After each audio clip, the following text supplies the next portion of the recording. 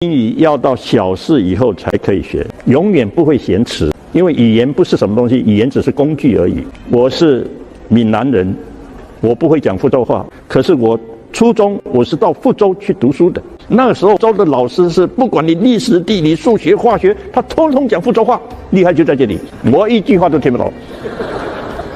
可是我做了2个月，我全听懂了。这些语言并不难，语言有什么难的？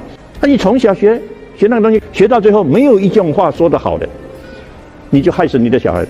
你看现在很多人他一句话讲不完了。这件事情我觉得很 surprise。什么叫 surprise？ 听着就火大的。我在台北就碰到一个老太太，你看我都老了还叫她老太太，看到我讲 excuse me， 我就装的听不懂，她很气啊 excuse me， 我还是听不懂。然后她说你听不懂啊？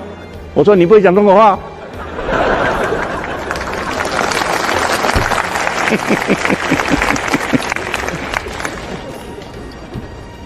到国外几次，中文忘光光。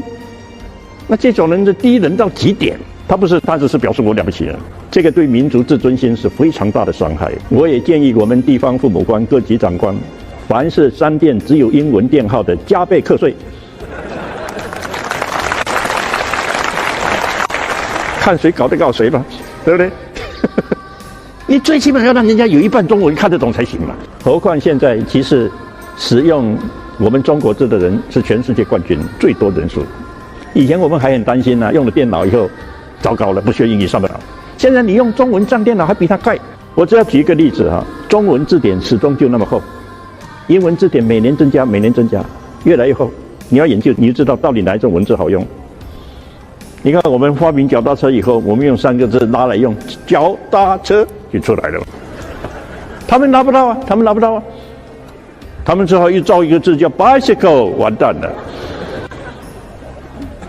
中国字你只要懂700个字，你看又是个7这个字很重要，你大概都懂了。你英文只要一个字母变了，你就什么都不懂。哪种语言好？我问你，当然我们的好啊，700个字懂了，你什么都懂了，对不对？有边读边，没有边读上下，什么都看不到，猜。